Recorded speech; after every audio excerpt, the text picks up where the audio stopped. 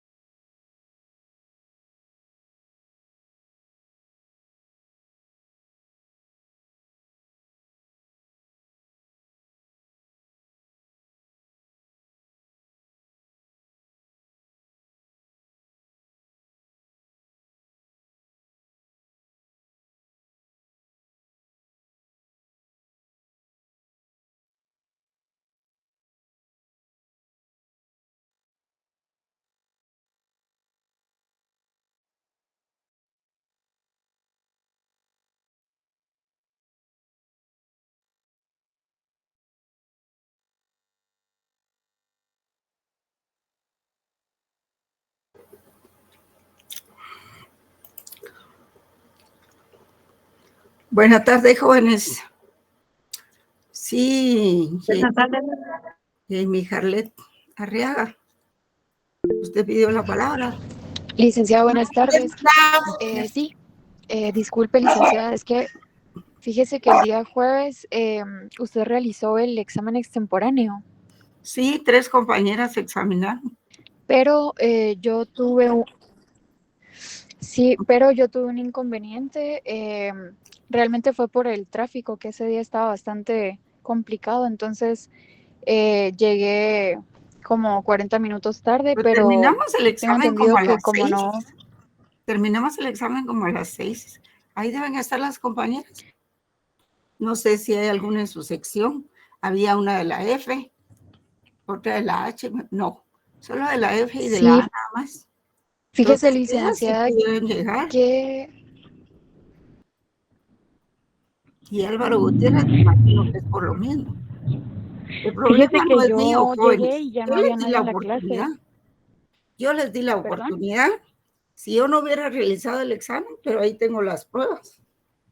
Así es de que se hizo el examen. Ustedes no No, pudieron licenciada, hacer el yo... examen en el momento del examen normal, ordinario. Bueno, se les da la oportunidad en el extraordinario. Pero no se puede hacer un extraordinario del extraordinario.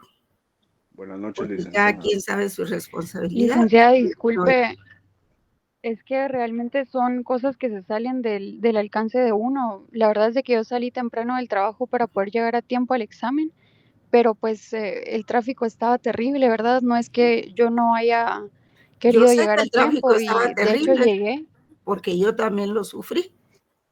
Yo sé que el tráfico estaba terrible. Sí, entiendo. Sin embargo, llegué a la hora que tenía que llegar. Y estuve ahí en la facultad a la hora que habíamos dicho, mucho antes. Pero el examen, por ejemplo, ¿qué pasó en el examen normal, ordinario? Ahí presentan cartas que se fueron a quitar las muelas, que tuvieron que trabajar o cuestiones de ese tipo. El hecho es de que no cumplieron con el examen normal y las fechas de los exámenes son sagradas. Bueno, entonces se les da oportunidad para el siguiente, y tampoco asisten, por lo que sea, ¿verdad? Porque excusas siempre hay. Licenciada, es ¿El que problema yo de quién pues es? sí ¿El llegué a la problema de quién universidad. es, compañera? Dígame usted. ¿Tengo yo la culpa? No, ¿Tengo claro, usted no tiene la culpa. responsabilidad No, de que licenciada, ustedes no yo se no le hayan hecho el estoy examen? diciendo a usted. No, yo no le estoy diciendo a usted que usted es la culpable de esto. No, pero lo Simplemente están le diciendo que comento, había ¿verdad? problemas. Y yo le aseguro que hago otro examen y vuelven a fallar. Entonces, yo no No, sé para realmente, nada. ¿Cómo va a no, pensar? ¿qué esperas? Los exámenes tienen una fecha, compañeros. Y yo lo lamento mucho, se hizo el examen, pero esto no es un colegio. Ustedes deben aprender que no es un colegio, ni tampoco es una universidad privada, porque hay mucho trabajo, porque es una universidad pública. Entonces hay mucho trabajo que hacer. Entonces se da la oportunidad del examen extemporáneo, bueno, está bien, pero ya que en el extemporáneo también fallen, no, jóvenes, por lo que ustedes me quieran decir, por el tránsito y todo. El tránsito también lo sufrió, no solo ustedes, también las demás compañeras que se examinaron fueron 3. Entonces el problema no es mío. Si no se lo hicieron, no se lo hicieron en tiempo. Y ya no se puede hacer nada ahí. Yo entiendo, licenciada, pero solo le pediría que tal vez considere el caso. Realmente yo, como le digo, pedí permiso también para salir antes del trabajo para poder llegar a tiempo, pero pues como le comento, se me dificultó llegar a la hora que era, ¿verdad? Cuando Es llegué me cuestión de comentaron que se había personalidad, retirado porque no habían llegado muchos. es cuestión de personalidad y es cuestión de responsabilidad. Y eso le digo que afecta mucho en la carrera. Si usted llega a un juzgado y le dieron una audiencia, y no llega con su cliente, usted no se presenta, probablemente el cliente sí. ¿Y qué va a decir? Dice que me agarró el tránsito. Dice que estaba en el trabajo, dice que salí del trabajo y todo. Lo que sea. Le dan otra audiencia y también falla. Entonces, ahí usted lo que está haciendo es echándole la responsabilidad a otro, al catedrático. No, licenciada, para nada, para Entonces, nada. no cumplió. Usted tiene que aprender, tienen que aprender que estas cosas son muy formales, ¿verdad? Así es de que yo no voy a hacer otro examen porque el reglamento a mí me dice que hay que hacer un extemporáneo, nada más, no 2 ni 3, ni puedo hacerle a cada uno su examen extemporáneo, a la hora que quieran, a la hora que puedan. Esto no es un colegio, ustedes tienen que aprender lo que sea. A menos que me digan, fíjese que tuve un accidente y que lo puedan demostrar, bueno, pues eso se entiende, ¿verdad? Pero esto es puro incumplimiento. Y el hecho de no examinarse en el examen normal, ya lo dice, de pedir siempre el extemporáneo, ¿eh? De pedir el extemporáneo. Ya es una costumbre en muchos alumnos, compañeros. Y luego vuelven a fallar. No, eso no es formación universitaria, pues. Aquí no es un colegio donde usted pone su carta y sí, mire, como no puede llegar, ¿verdad? Al examen hágame otro. Ajá, quede al pelo, no, disculpen la expresión, pero esto no es así. O aprenden o aprenden. Las cosas son así. Esto es muy delicado, tan delicado como cualquier otra cosa y tiene la misma importancia. El problema no es mío. Yo llegué, di el examen, no nos fuimos a las 5:30. A las 5:30 empezaron muchos. Otros empezaron a las 2 de la tarde. Y otros empezaron casi a las 6. Terminamos como a las 6:30. Entonces digo yo, ¿a qué hora quieren ustedes que yo los puedo esperar para hacer un examen? A las 6. Licenciada, disculpe, pero yo llegué a las 6 y a las 6 usted ya no estaba en la universidad. No es mi obligación. Mi obligación era a las 5. Me quedé hasta las 5:30. Me quedé hasta las 5:30. Pero la hora era a las 5. A las 5:30. Usted hubiera llegado a las 5:30. Está bien, está fuera de la hora, pero está bien, llegó.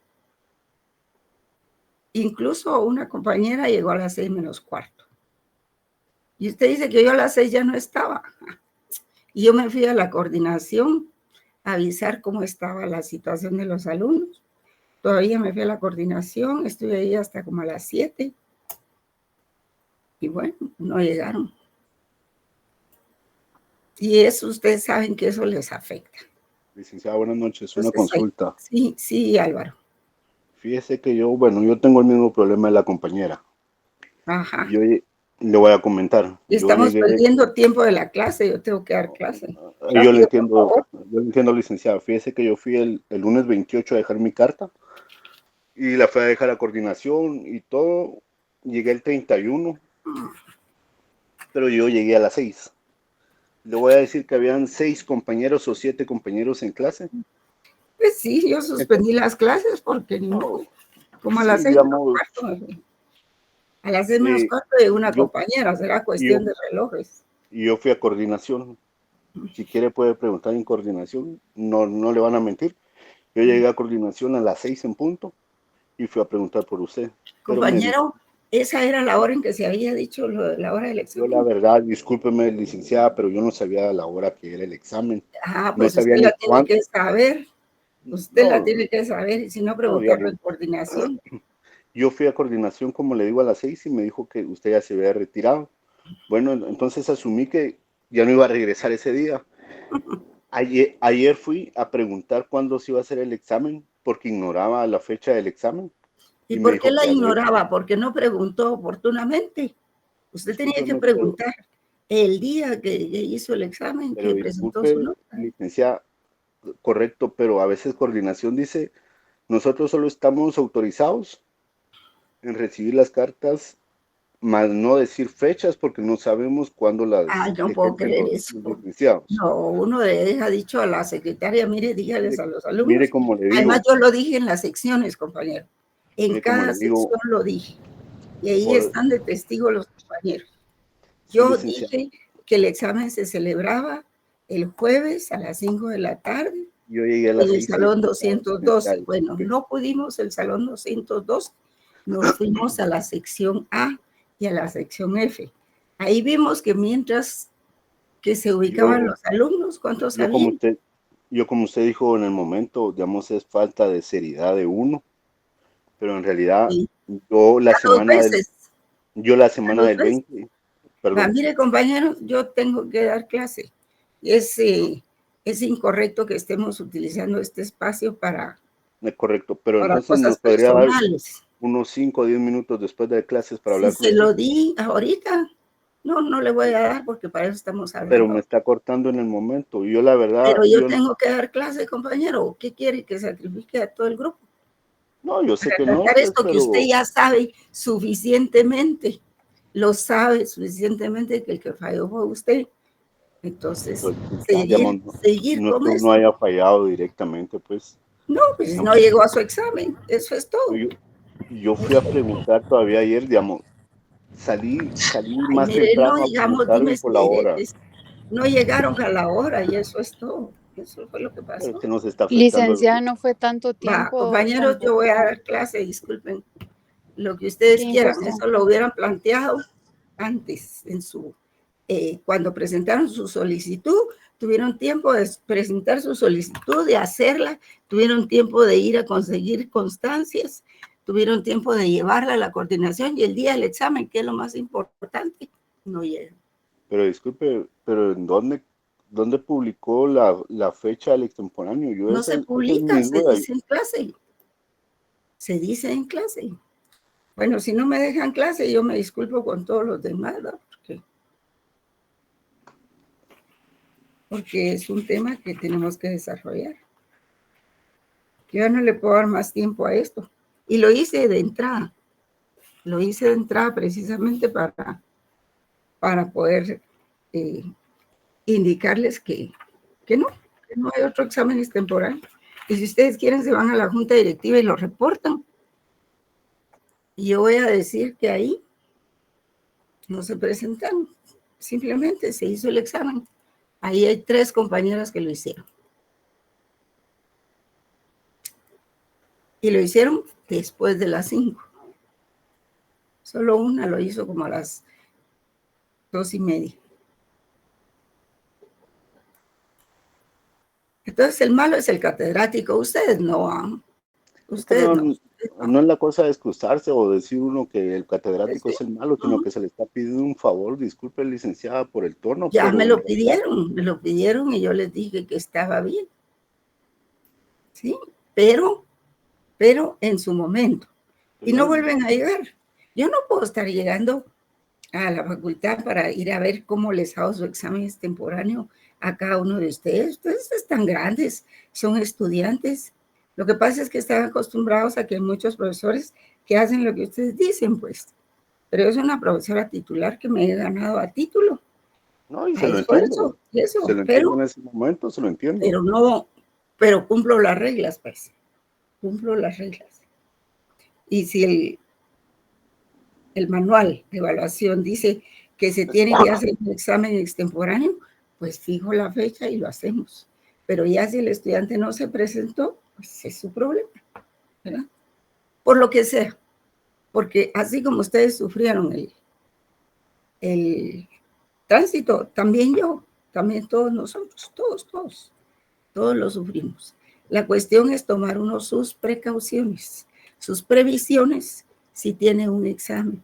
¿Y cómo es eso que no sabe usted en qué fecha? Entonces no llega a clases, solo llega cuando hay un examen o algo así, por lo visto. Llegó a clases. No asiste a clase. Yo creo que algún compañero le pudo haber dicho ahí que yo indiqué que el examen era a las 5. Y ese examen se tiene que hacer fuera de horas de clase. Porque así es el reglamento. El reglamento dice a las 4. Yo lo hago a las 5. Creo que me lo diga usted así, porque yo soy uno de los que están hasta adelante recibiendo su clase siempre. Pues sí, bueno, pero eso es otra cosa, pues. ¿Y qué le pasó con el examen, pues? Créame lo que, como le dije, ahorita, la semana del 20 yo estuve trabajando. Digamos, yo tampoco puedo dejar mi trabajo porque de eso dependo. No, pues entonces no lo puede hacer todo al mismo tiempo. O una cosa u otra, ¿verdad? No, pero yo de eso dependo. Pero en realidad yo fui el 28 fui a dejar la carta, el 31 llegué y usted ya no estaba a las 6 de la tarde. Pero el Usted menciona examen que se era a fue las hasta las 5. 7. Usted menciona que se fue hasta las 7 y yo fui a coordinación y ella me dijo que usted se había retirado a las 6. Entonces yo ya no podía quedarme ahí. Mire, Porque, compañero, es su digamos, palabra contra la mía. no, yo le Así entiendo, que, digamos, si no así vamos es a de que discutir si a este eso punto, vamos, y no usted vamos a va mal. discutir este punto, si Usted lo va que yo muy le estaba mal, pidiendo de favor porque el es que que está, tomara nuestra, en digamos, nuestra incumplimiento es petición en ese usted, no momento. soy yo. Y además yo Sí, soy su catedrática, yo no, yo sé le entiendo. cómo dirijo la clase. Entonces, usted debería tener la humildad de aceptar que no llegó a la hora que se había dado la clase. Pues Y no la humildad ponerse se tiene, y a por eso decirme, se mire, presenta usted a favor. no estaba en su trabajo, usted ya se había ido y cosas así. Pues sí, me fui porque suspendí la clase porque no había muchos alumnos. Sí, y yo los vi, como le digo, fueron solo 7 alumnos que habían en la clase. ¿Va? Cuando usted ya no estaba, yo le fui a pedir Pero favor usted está y le estoy diciendo pidiendo que de yo me favor. fui, como quien dice, usted se ausentó de su trabajo y esa no No, es en ningún forma. momento se le Usted está va mal, muy en mal ese con ese punto. planteamiento y también la otra compañera. Si el problema es de ustedes, deben aceptar y ser humildes en aceptarlo, no venir e Lo intentar. aceptamos, licenciada. No estamos Bueno, diciendo yo que no. dejo ahí porque esta discusión no la vamos a resolver ahorita, definitivamente. Yo les ruego que no intervengan más. No me vean, no me obliguen a quitarles el micrófono. Bueno, vamos a trabajar esta presentación. No sé si ya la miran, jóvenes. Sí se mira, licenciada. Sí, licenciada. Se ve bien, licenciado. Muy bien, gracias, jóvenes. Bueno, este es un tema muy bonito. Tiene historia, tiene cultura, tiene doctrina, tiene de todo, ¿verdad?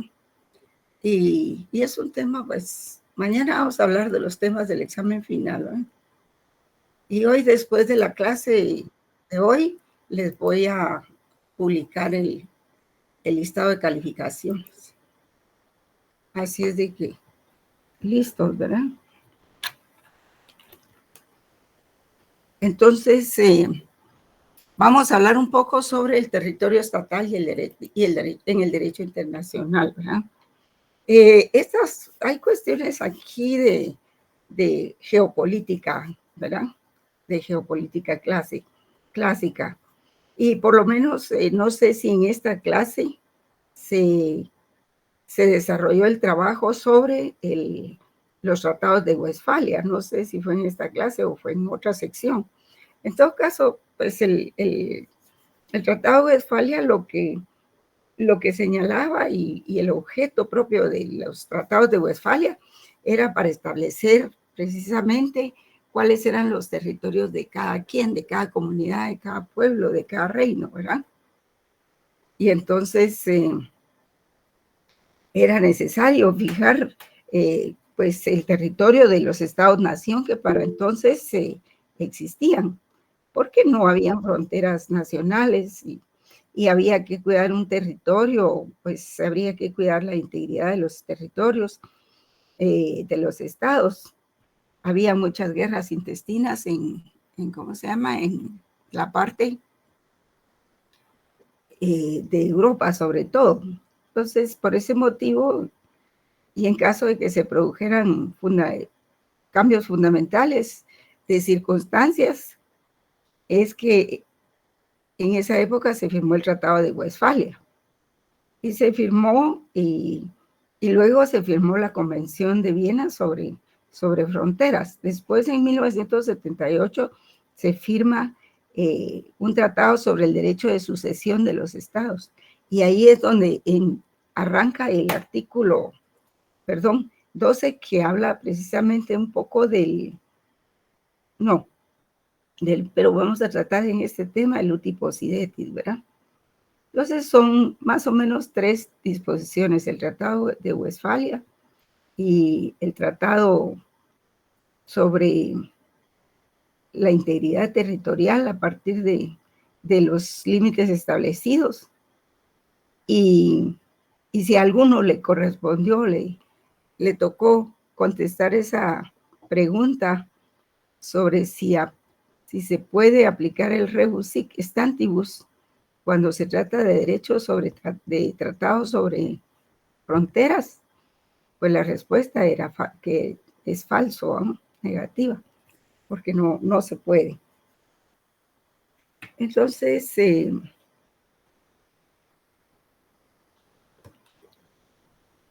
Belice, como estado sucesor de la potencia colonial inglesa, pues pidió la delimitación territorial con Guatemala, que fuera establecida con base en el Tratado de Isinena de 1859. Y Guatemala rechazó esa petición, ¿verdad? Porque se negaba a reconocer la validez de dicho tratado al que ha dado origen la controversia internacional que ahora se ventila en la Corte Internacional de Justicia y que ustedes saben que está planteado ahí. Perdón. Hasta se me había olvidado correr la filmina.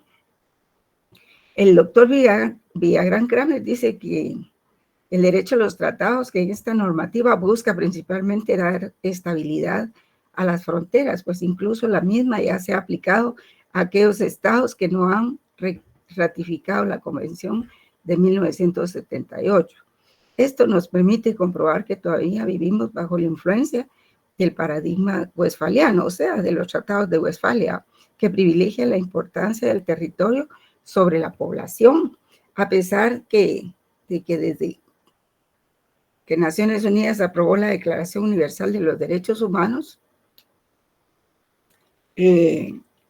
también se han suscrito y ratificado otros tratados de derechos humanos. Por ejemplo, cuando se estableció la Declaración Americana de los Derechos Humanos, y luego de eso derivaron otros tratados más localizados geográficamente, ¿verdad? Por ejemplo, como la Convención Interamericana de Derechos Humanos. Pero esto es importante mencionarlo porque, quiera que no, el individuo es parte importante del derecho internacional. Es lo más importante. Luego del individuo se derivan comunidades, se derivan pueblos, se hacen grupos y se hacen naciones. Y el viejo orden de Westfalia pues debería ser adaptado a las nuevas circunstancias de la época contemporánea, ¿verdad? Por ejemplo, dice una expresión clara de la necesidad de que los estados y sus gobernantes comprendan que los tiempos han cambiado y no solo como consecuencia de que ahora los derechos humanos pues tienen tanta vigencia, ¿verdad? Esa es una razón también para pensar en que los pueblos indígenas y otros colectivos sociales también necesitan atención. Y por eso es que se dio la declaración de la autonomía, es decir, de la autonomía de los pueblos, o sea que los pueblos tienen derecho a autogobernarse y a velar pues por su población, ¿verdad? Y sus territorios, porque sin territorio no tendría objeto de ser esto, ¿verdad? Esa globalización en el terreno económico, ¿verdad?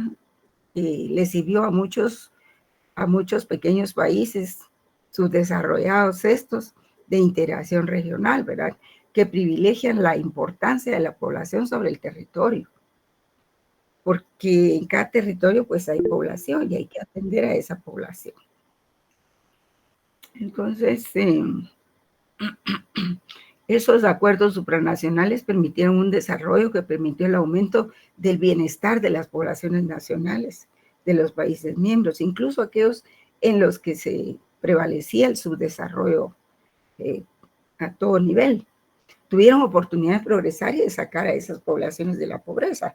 Algunas poblaciones ubicadas en Italia, en España, en Portugal, en Grecia, ¿verdad? Y luego, cuando eso se llevó a América Latina. Pero aquí la lectura es diferente, ¿verdad? pero gracias al respeto generalizado de los derechos humanos al interior de la Unión Europea, tanto derechos políticos y de libertades fundamentales como los derechos económicos y sociales, algo que las políticas de bienestar social se encargaron de asegurar para sus pueblos y que ha traído como resultado que paulatinamente las viejas rencillas nacionales e históricas vayan reduciéndose y que las tendencias actuales, ya sea que desaparezcan del todo, pues al extremo de que hoy en día, pues después de siglos de guerras constantes en Europa, pues ya no es factible pensar en la posibilidad de una nueva guerra franco-alemana, franco-británica o germano-británica. Simplemente, pues es inimaginable que eso suceda, ¿verdad? Es absolutamente improbable. Y esto es así porque el territorio ha adquirido un nuevo significado, disminuyendo su importancia como causal de disputas entre los estados. Y la integración puede ser la solución para las disputas que subsisten, porque nadie puede imaginar tampoco, para poner otro ejemplo de la Unión Europea, a un país como Austria, que fue un gran imperio multinacional dominado siglos por la dinastía de los Habsburgo, por ejemplo. Nadie se puede imaginar a Austria reclamando una salida al mar Mediterráneo, por ejemplo, ¿verdad? O a Italia o a Croacia, como lo hacen los bolivianos ahora, que le exigen a los chilenos, e incluso se han planteado casos infructuosos en la Corte Internacional de Justicia, para que se declare la obligación de Chile de negociar tal salida soberana, ¿verdad? Así es de que, incluso en una guerra como la de Ucrania, ¿verdad?, que está realmente en juego lo que está realmente en juego es la neutralidad de ese país y la exigencia rusa de que no se adhiera a la OTAN ante la amenaza existencial que eso significa para Moscú. Dado que los países que integran la Alianza Atlántica, pues entre ellas hay varias potencias nucleares, desde las cuales la amenaza para Rusia sería mucho más grave, ¿verdad? Y el territorio entonces adquiere más importancia, debido a que una mayoría de población étnicamente rusa habita la región del Donbass, al igual que en Crimea. De manera que es la protección de la población rusa lo que explica la exigencia de Moscú, ¿verdad?, planteada en los acuerdos de Minsk para reorganizar federalmente el territorio de esa región ucraniana, a fin de permitir dichas provincias autogobernarse como sucede en los sistemas federales. También hay que darse cuenta de que la exigencia de la autonomía para esa población todavía podría constituir la base de una negociación de paz que permita la retirada de las fuerzas militares rusas en el futuro, que ojalá no esté tan lejano, y la retirada de las fuerzas militares rusas en el futuro pues sea pronto.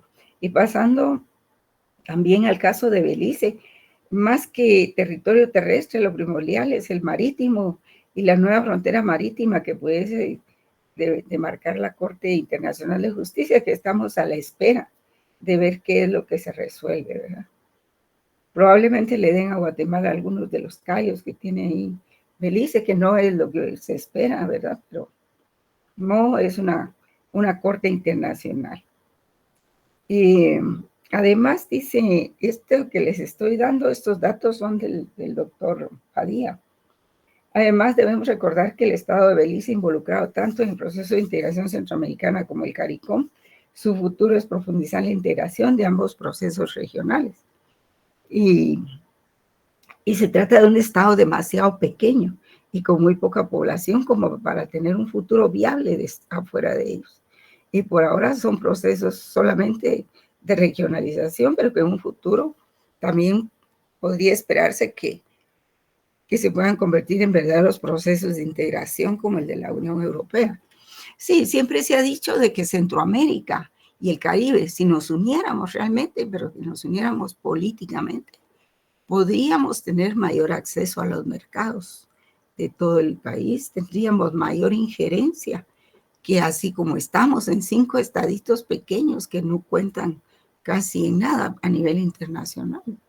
Nosotros, por ejemplo, no definimos el mercado internacional. Además, llegamos muy tarde al mercado internacional. cuando se pudo hacer. Entonces, la integración, como dice el doctor Padilla, podría ser la diferencia, ¿verdad?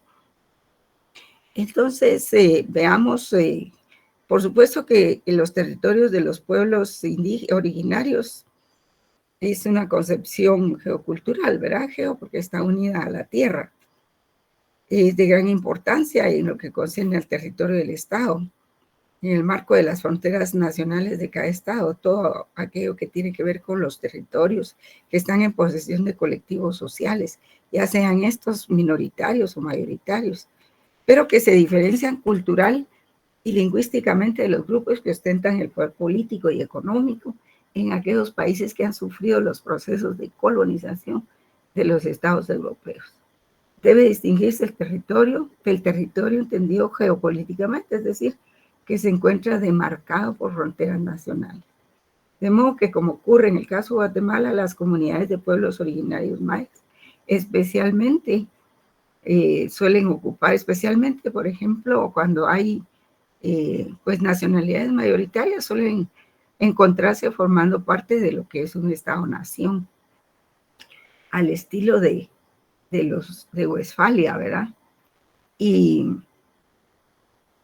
cuyos sectores dominantes son mestizos o de origen europeo y tienen que mantener los nativos una lucha constante por defender y salvaguardar sus territorios de una depredación que no respeta ni al entorno natural ni a las poblaciones locales. Y estos territorios intraestatales tienen una importancia creciente porque de ellos depende la vida de los pueblos que los habitan, tanto desde el punto de vista de la producción de alimentos como de los recursos que permitan la subsistencia, tales como recursos hídricos, forestales, fauna, flora. Pero desafortunadamente esto importa poco a los sectores sociales que dominan una economía basada en el capitalismo extractivista neocolonial. Sí, miren ustedes las mineras, por ejemplo, ¿verdad? No les importa arruinar comunidades enteras y territorios llenos de recursos para la agricultura y la alimentación. Sí pueden extraer, por ejemplo, en la minera esa de Puerto Barrios, que le dieron esa concesión a los rusos. Yo creo que más que todo fue a los ucranianos, pero al final vienen siendo lo mismo. Y los ucranianos sacaban no solo el níquel, sacan una cantidad de minerales ahí que hasta puede ir oro y plata, ¿verdad? Y ellos pues aprovechan todo eso, pero no dan cuenta de cuánto material sacan de cada uno, solo hablan del níquel. Y entonces eso pues es desafortunado, ¿verdad? En consecuencia, por ejemplo, lo que dice la Declaración del Derecho de los Pueblos Indígenas de Naciones Unidas es fundamental para comprender la importancia de la protección internacional para los habitantes, tanto para los habitantes como a los territorios, porque en los territorios hay ecosistemas que deben conservarse. Por consiguiente, hay que comprender que la importancia de estos territorios no es sino geoeconómica y geocultural, porque lo que interesa proteger es la vida, no es vigilar o defender fronteras, sino también es la vida. Y por esa razón, la Asamblea General de Naciones Unidas, al aprobar esa declaración, señaló que, convencida de que si los pueblos indígenas controlan los acontecimientos que les afecten a ellos y a sus tierras, territorios y recursos, podrán mantener y reforzar sus instituciones culturales y tradicionales y promover su desarrollo de acuerdo con sus aspiraciones y necesidades. Porque ustedes saben que la persona o las familias que llegan a un territorio no lo van a cuidar como la gente nativa del lugar. La gente que nació ahí, que creció, pues le toma amor al lugar, pero la gente que llega como, es decir, solo como turista, como migrante o lo que sea, no van a cuidar el lugar, ¿verdad? Entonces, por eso es que se trata de proteger a estos pueblos, ¿verdad? En función de los derechos humanos. Y esa declaración, pues, pasa a reconocer el respeto de los conocimientos, las culturas, las prácticas tradicionales indígenas, contribuye al desarrollo sostenible y equitativo y la ordenación adecuada del medio ambiente, al igual que reafirma que el respeto de los conocimientos, las culturas y las prácticas tradicionales indígenas contribuye al desarrollo, fíjense bien, al desarrollo sostenible y equitativo y a la ordenación adecuada del medio ambiente. Y esto del medio ambiente es muy importante, porque en tanto que la industria extractiva, pues lo que le interesa es sacar sus minerales, no importa que contamine los acuíferos, que bote árboles y todo, ahí están las comunidades. Por ejemplo, licenciada, perdone la interrupción, ¿sigue la misma diapositiva? ¿Con esa estamos? ¿O? Sí, es que todavía no he llegado ahí. Muy bien, gracias, licenciada, No perdón. Sí, está bien. Todavía no los he definido. Ahorita solo voy a ingresar a algunos alumnos para... Era un preámbulo, ¿verdad? Ahí está. Bueno. Vamos a ver qué horas son, ya son las 6:21. Bueno, entonces, esto es importante que ustedes lo sepan de la importancia de darle protección a los grupos que protegen las tierras, el medio ambiente y el desarrollo sostenible. ¿Qué es desarrollo sostenible? Pues si se tiene un bosque, por ejemplo, saber que si se corta un árbol hay que sembrar otros, pues, y no cortarlos todos de una vez. Cosas como esas, o sea, ir gastándose el recurso, pero reponiéndolo a la vez. Entonces, los pueblos indígenas tienen derecho a mantener y fortalecer su propia relación espiritual con las tierras. Hay 2 comunidades ahí en Petén, están casi en la frontera como con México, como son hay 2 cooperativas, no me acuerdo el nombre, pero son 2, y lo que hacen ellos es cuidar la zona núcleo, más que todo la selva, pero realmente que los intereses son tremendos, ¿verdad? Porque ahí llegó, creo que no sé si es unos narcos a la zona núcleo y fueron a quitar todo, a matar árboles y a rodearlo con una cerca. Y luego pusieron ganado. Entonces, algunas autoridades del CONAP, por ejemplo, les decomisaron el ferry para que no pudieran salir ni entrar. Pero eso fue objeto de una gran regañada de parte de quienes en ese entonces ejercían la presidencia, ¿verdad? Que fue en el gobierno antes de Jimmy Morales, ¿verdad? Terrible, terrible eso. Entonces, ahí es donde salen los intereses y la corrupción de ciertos personajes, ¿verdad? Que ustedes ya todo eso lo saben. Y entonces,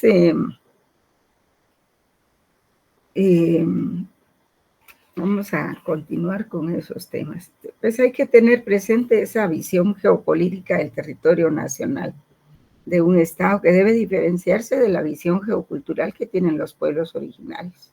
Ya que como se expuso anteriormente, pues las 2 son importantes, pero mientras que en una pues hay pueblos mestizos, hay pequeñas comunidades en donde se ama y defiende, como dice el lema de los defensores del territorio, se ama la tierra, ¿verdad? Pero por otra parte, en lo relativo a la explotación de los recursos hídricos, mineros, forestales o de todo tipo, siempre habrá que tener presente lo que dice la declaración, ¿verdad?, de los pueblos indígenas. Porque esto es parte de los derechos humanos, ¿verdad? Entonces vamos a ver que el territorio del Estado puede determinarse por medio de límites y fronteras. Y entonces, el ámbito espacial del ejercicio de la soberanía de un Estado se extiende al suelo, subsuelo, aguas territoriales, marítimas y al espacio aéreo, ¿verdad? Que es donde se encuentra todo ello, es decir, el espacio aéreo. Entonces, la Convención de Derechos y Deberes de los Estados de 1933, que se dio en Montevideo, establece que el Estado, en tanto que sujeto de derecho internacional, requiere de una población permanente, un territorio determinado, con fronteras y límites debidamente demarcados, así como de un gobierno que le dé esa capacidad para entrar, es decir, que son estados independientes y normalmente porque pertenecen también a Naciones Unidas y son reconocidos por eso por la comunidad internacional. Y generalmente entre todos ellos hay buenas relaciones diplomáticas, ¿verdad? Con embajadores, cónsules, residentes o concurrentes, etcétera. Ustedes pueden ver, vamos a hablar del límite y de la frontera, jóvenes. En lo concerniente al territorio sobre el cual se ejerce la soberanía estatal, se diferencia el concepto de límite del concepto de frontera, porque el primero, el límite, alude a una noción o idea de carácter lineal, en la medida que se trata de abstracciones humanas no existentes en la realidad geográfica misma, salvo que se trate de límites naturales, pero que en todo caso responde a una concepción netamente imaginaria, no real. Y esto es así porque aún en el caso de límites naturales, por ejemplo, un río o una cordillera montañosa, un lago, esa línea imaginaria debe de marcarse, aunque sea dentro de un río, ¿verdad? En todo caso, la diferencia entre ambos conceptos radica en el hecho de que el límite, en tanto que el concepto jurídico es imaginario, mientras que la frontera es concreta, es decir, se puede ver, se puede tocar la frontera. Es el lugar en donde la soberanía de dos estados se encuentran y se separan a la vez. O sea que es la línea formada por la sucesión de puntos extremos del ámbito de validez espacial de las normas del orden jurídico de un estado. Como dijo la Corte Internacional de Justicia en algunos otros casos, por ejemplo, el de Guinea-Bissau y el de Senegal. Y entonces la concreción de las fronteras se manifiesta en los puertos puestos o puertos fronterizos terrestres, que deben distinguirse de los puertos marítimos y de los puertos aéreos o aeropuertos, en donde siempre se encuentran instalaciones con una infraestructura apropiada para las oficinas migratorias, aduaneras y de todo tipo, a fin de permitir la entrada y salida de personas, vehículos de transporte, mercancías, etc.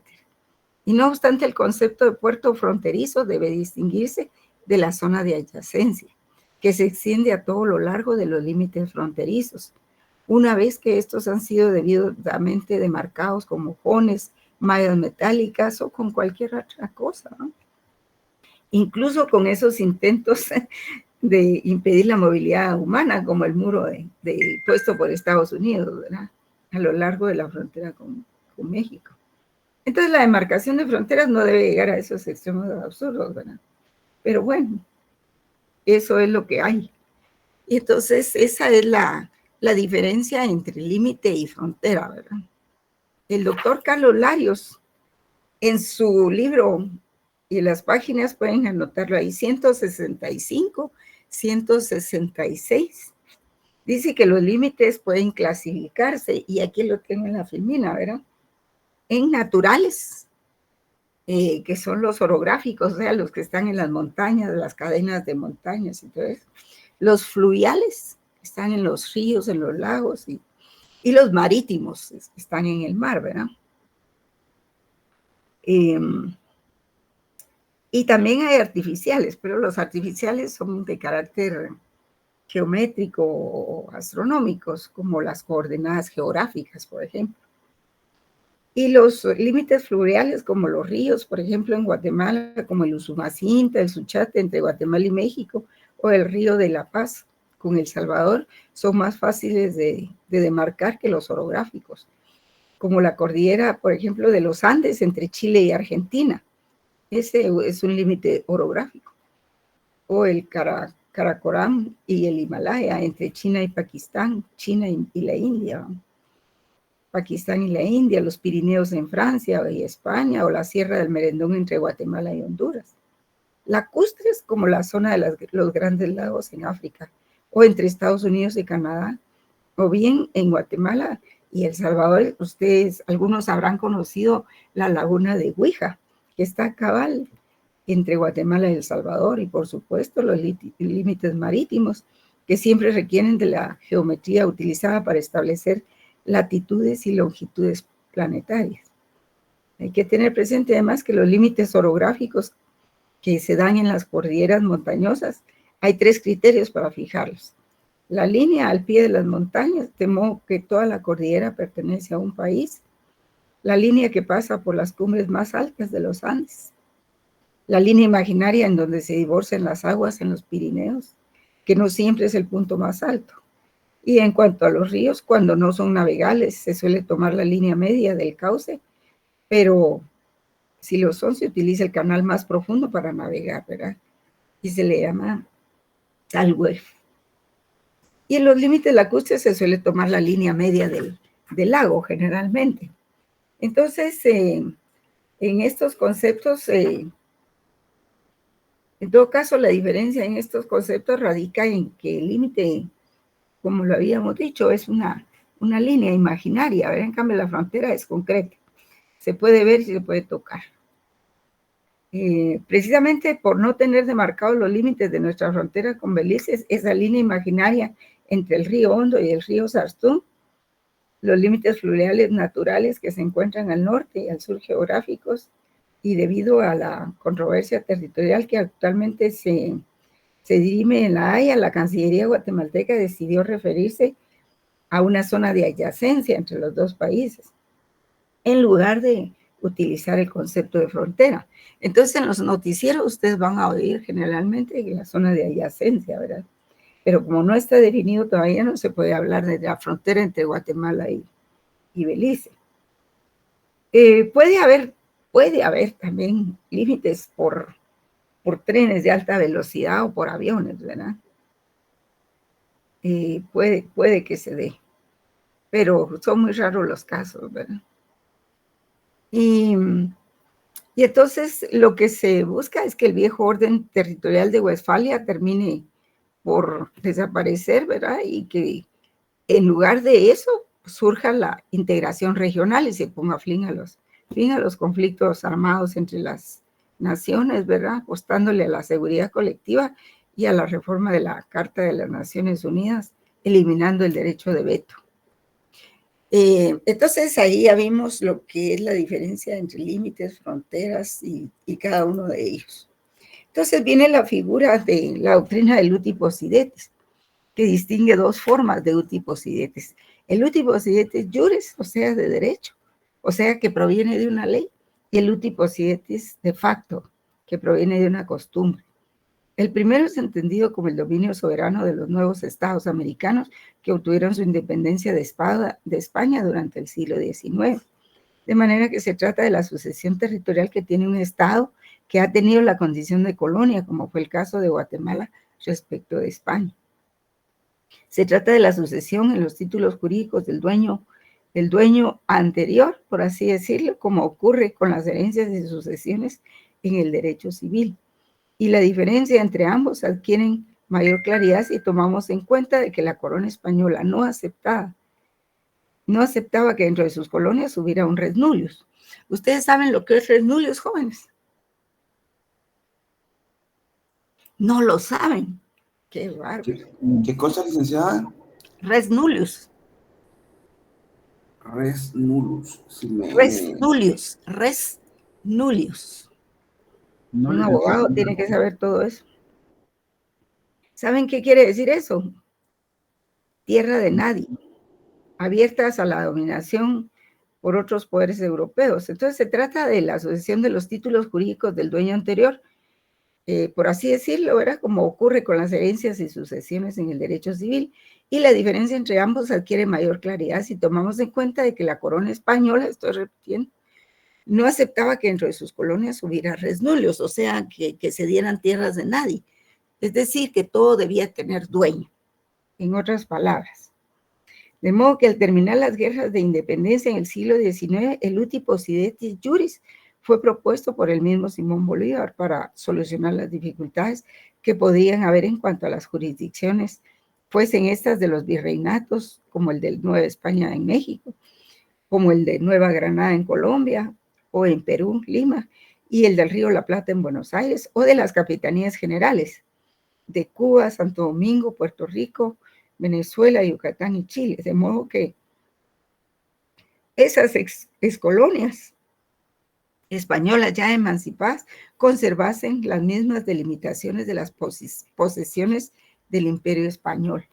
O sea que los nuevos estados tendrían provisionalmente como límites los que existían en 1810, cuando empezaron las contiendas militares, hasta que se fuesen celebrando los tratados correspondientes para demarcar fronteras de los nuevos estados. O sea que provisionalmente las delimitaciones hechas por España para los virreinatos y capitanías generales deberían constituir las bases para los posteriores tratados que establecerían las nuevas fronteras estatales.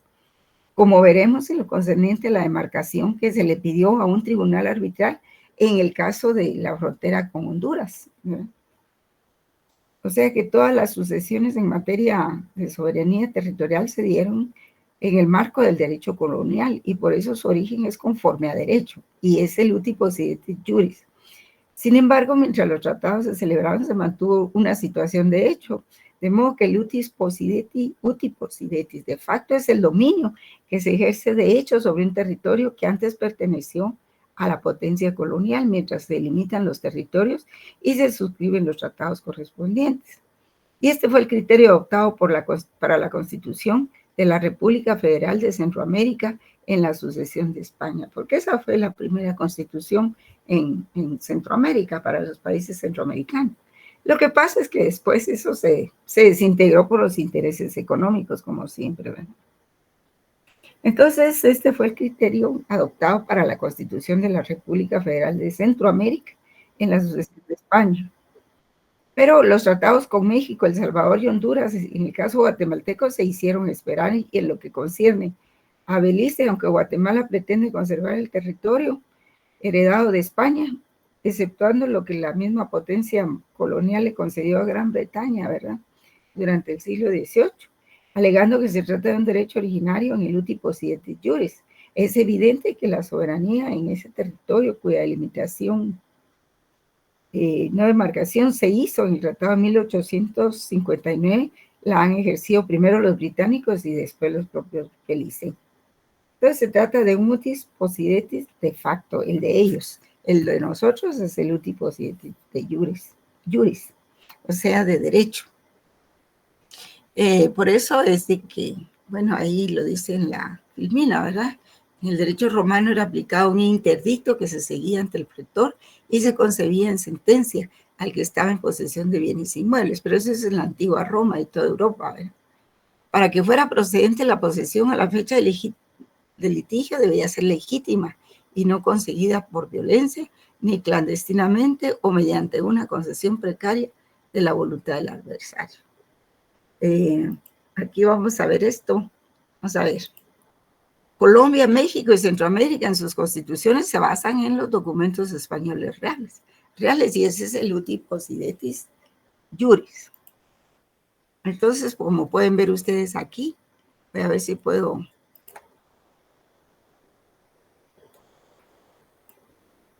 Si la puedo.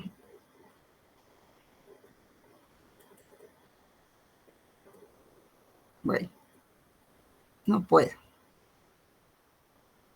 Así, aquí. Un poco. Como pueden ver ustedes, aquí está Panamá. Esto en verde es Venezuela. Tiene una zona amazónica maravillosa, ¿verdad? Está Venezuela también, que es igual. Entonces aquí se trazaron Colombia. Colombia sí, a la par de Venezuela.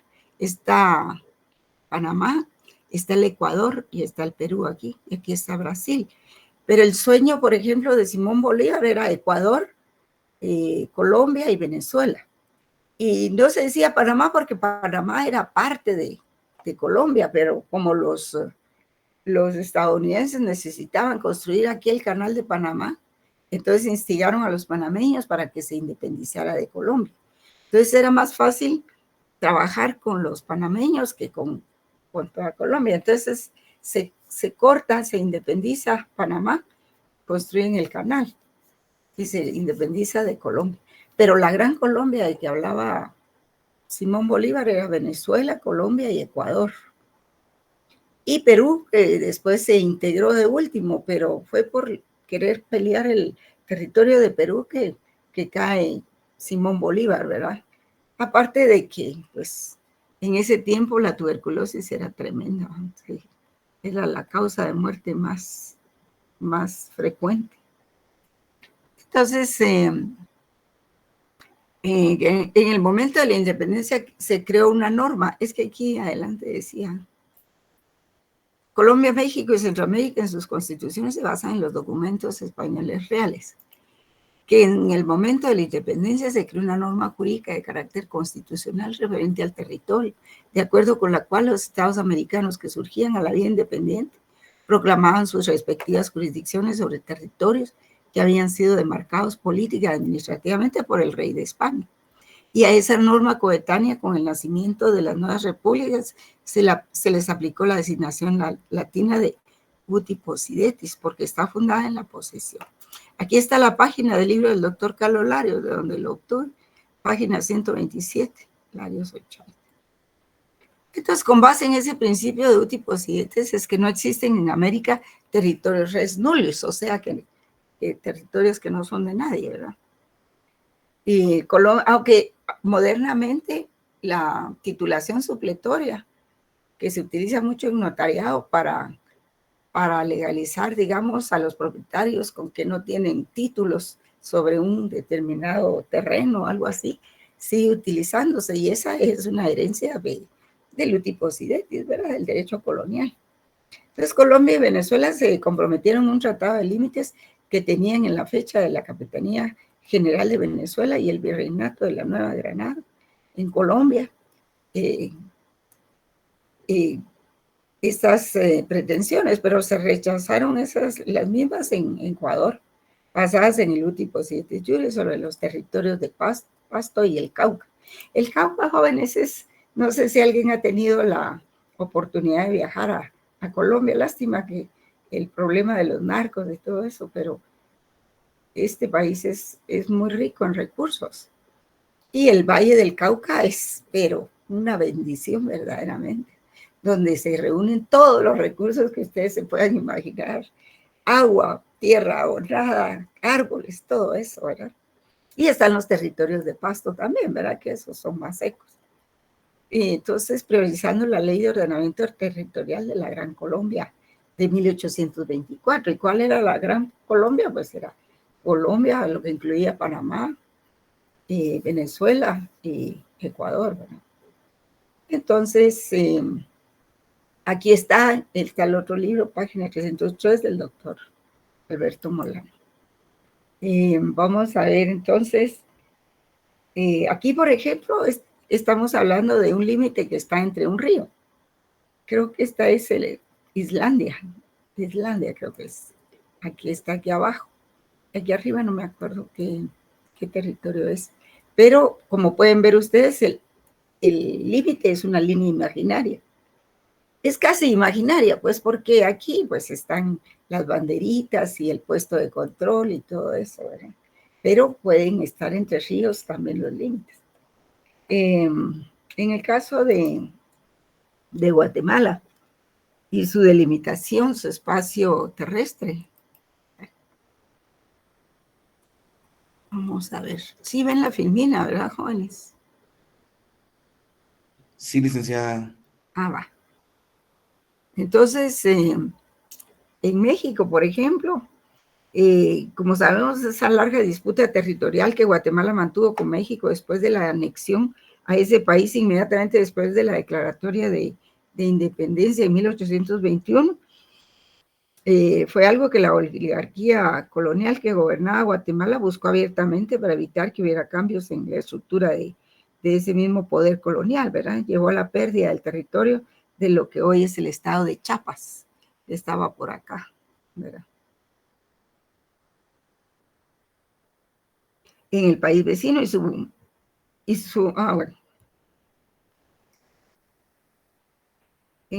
con el país vecino y su posterior independencia de México ante la caída del imperio de Iturbide en 1823, fecha en que se estableció la República Federal de Centroamérica con el nombre de Provincias Unidas de Centroamérica. Y es que la realidad debería conmemorarse como la fecha de nuestra independencia, no la del 15 de septiembre de 1821, sino el 1 de julio de 1823, precisamente porque México lideraba todas estas provincias centroamericanas y casi que las anexa para México, ¿verdad? En todo caso, después de la caída de los conservadores y la llegada al poder de los liberales acaudillados por Justo Rubino Barrios, en 1871 se inicia un proceso de negociaciones con México a fin de delimitar ambos territorios. Y ya existía una comisión mixta, ¿verdad?, que culminó en el 82, en 1882, y pues esa comisión, que también estaba integrada por miembros de una poderosa familia dueña del ingenio Pantaleón y el secretario de Relaciones Exteriores,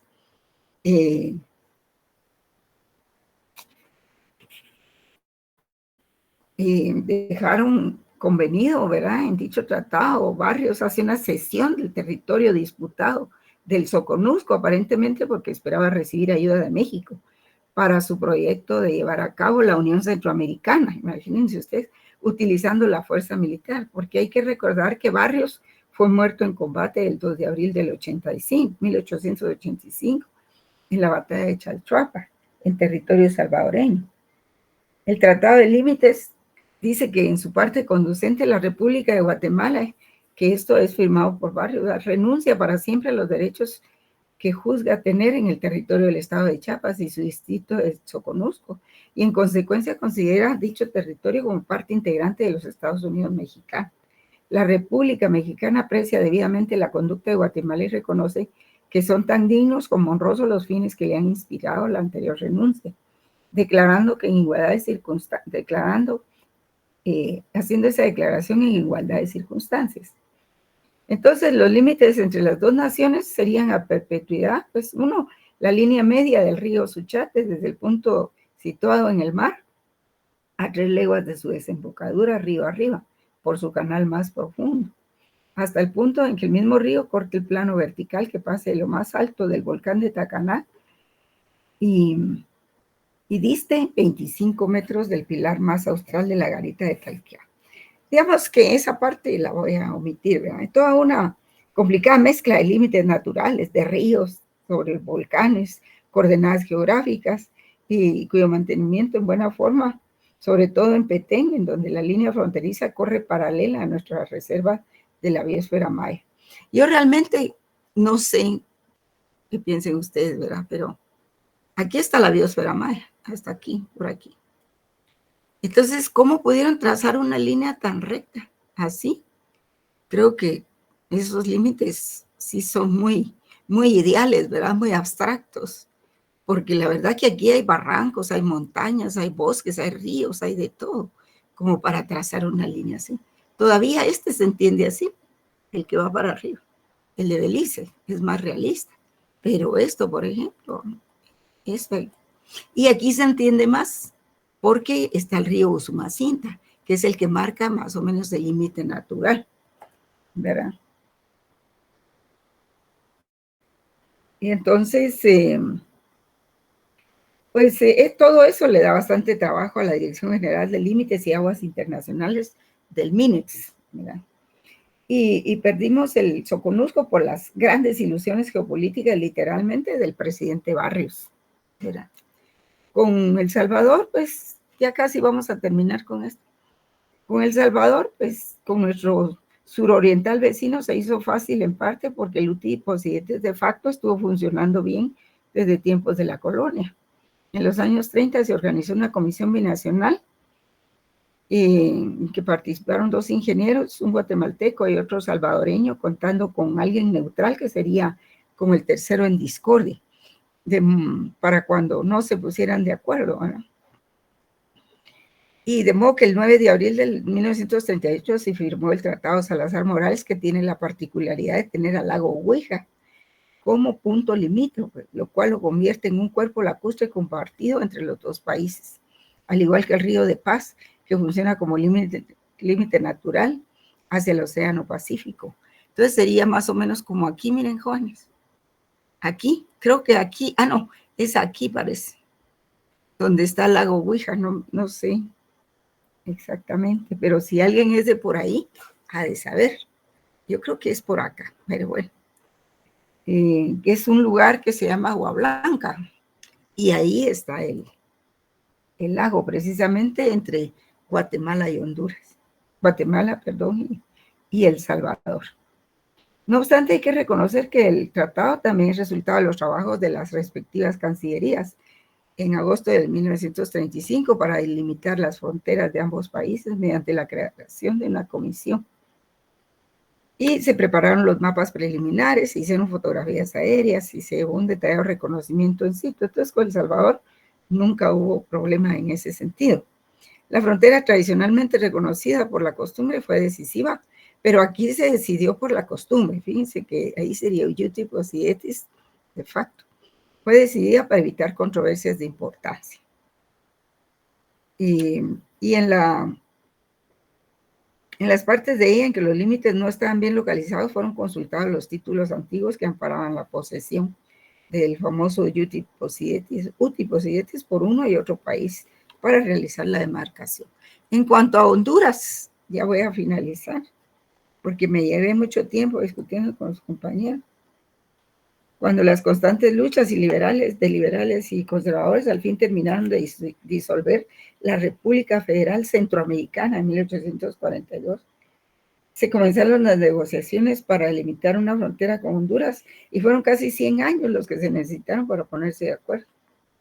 Hasta que un tribunal arbitral resolvió el litigio. El tribunal estuvo integrado por el presidente de la Corte Suprema de Estados Unidos, un magistrado de Costa Rica y un chileno. Y el laudo arbitral se le pidió efectuar la demarcación con base en la única línea jurídica que podía tomarse como punto de partida entre ambos países. Y entonces se pidió que se siguiera la que estaba en el Uti Posietis en 1821, cuando se dio la independencia. Entonces se acordó también que si alguno de los dos países hubiese establecido más allá de esta línea intereses que deben tomarse en cuenta, el tribunal podrá fijar la línea definitiva, modificando la línea del Uti Posietis de 1821, siempre y cuando se pagara una compensación. Entonces, esas demarcaciones, pues el problema era establecer cuáles eran los límites administrativos coloniales, ¿verdad? Los cuales la corona había consentido y aceptado. Guatemala tenía argumentos del Uti Posietis de Honduras y Honduras el Uti Posietis de facto. Recordemos que el Uti Posietis jure significa usarás lo que posees de acuerdo con el derecho a la ley. Y entonces, al emitir su fallo el tribunal, los árbitros le dieron la razón a Guatemala en buena medida, ¿verdad? Porque realmente Guatemala perdió territorios ahí. Por ejemplo, vamos a ver, en la margen derecho del Motagua, los árbitros decidieron un punto medio con base en el principio de equidad. En efecto, como Honduras pretendía que el límite se fijara en el río Motagua, mientras que Guatemala pedía fijarlo en la cordillera del Merendón, basados en la equidad y la justicia, los árbitros trazaron una línea media hasta llegar a la confluencia del río Tinto en el Motagua, y desde ahí se trazó la línea en la margen derecho del Motagua hasta el mar, por lo cual la frontera separa los departamentos de Izabal y Chiquimula. Aquí, ¿verdad? Aquí está la línea, separa a estos territorios que están acá, tanto el de Izabal como el de Zacapa y como el de Chiquimula más abajo, del lado guatemalteco, con los departamentos hondureños de Cortés, Copán, Bárbara y Ocotepeque. Aquí, creo que por aquí está Ocotepeque, sí, Copán. Pero Guatemala perdió el centro arqueológico maya de Copán más importante desde el punto de vista cultural e incluso hoy en día turístico, ¿verdad? Ese territorio de Copán es muy importante y muy lindo también. No sé si alguien ha ido ahí, pero es bellísimo. Aquí está lo que es una frontera, ¿verdad? Dice bienvenidos a la República de Guatemala. Esta es la línea divisoria y aquí empiezan las trampas. Así es de que, pues hay límites. El derecho fluvial ya lo explicamos, ¿verdad? Que se refiere al ordenamiento jurídico internacional de los ríos y canales internacionales, naturales o artificiales. Y estos ríos internacionales se identifican porque en su parte navegable separan o atraviesan varios territorios, territorios de diferentes estados, el Rin entre Alemania y Suiza, o entre Alemania y Francia, el Danubio, que atraviesa Alemania, Austria, Hungría, Yugoslavia, toda Europa, Bulgaria y Rumanía, ¿verdad? Y la Convención de Barcelona, que del 1928, 21, el Estatuto del Protocolo dan libertad de navegación de todos los estados signatarios, que son 42, y el buen trato de los estados ribereños en Europa, ¿verdad? Bueno, también en los canales, a falta del tratado, queda sometido a la soberanía del Estado. Estos canales sirven para comunicar dos mares, ¿verdad? Y los canales construidos con capitales extranjeros, como el Canal de Panamá, con interés internacional, pues tienen un régimen de internalización por medio de un tratado para imponer ciertas obligaciones al Estado ribereño y facilitar la navegación de los barcos extranjeros. El paso de un buque de guerra no compromete la neutralidad de un Estado soberano. Entonces tenemos lo del espacio aéreo, pero ahí lo vamos a dejar, jóvenes. Vamos a ver.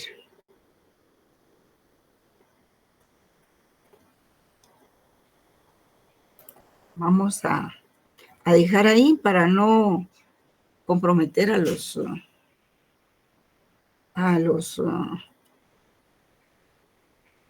otro profesor.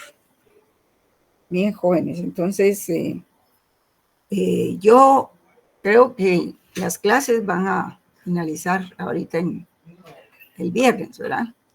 Entonces, creo que así es. No creo, tal vez podríamos tener el próximo jueves un espacio ahí. Si no para dar clases, porque si no llegan los muchachos para ver y arreglar las últimas cosas, ¿verdad? Pues preséntense el jueves los que quedaron pendientes, ¿verdad?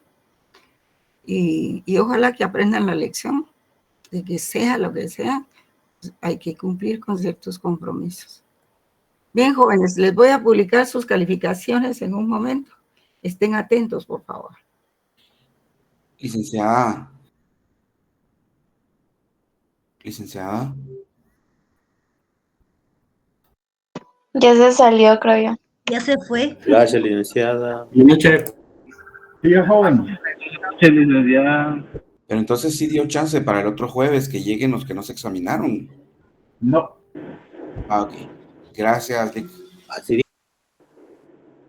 Pues ella dijo que se presentaran el otro jueves los que no habían podido. Que ahí se veían.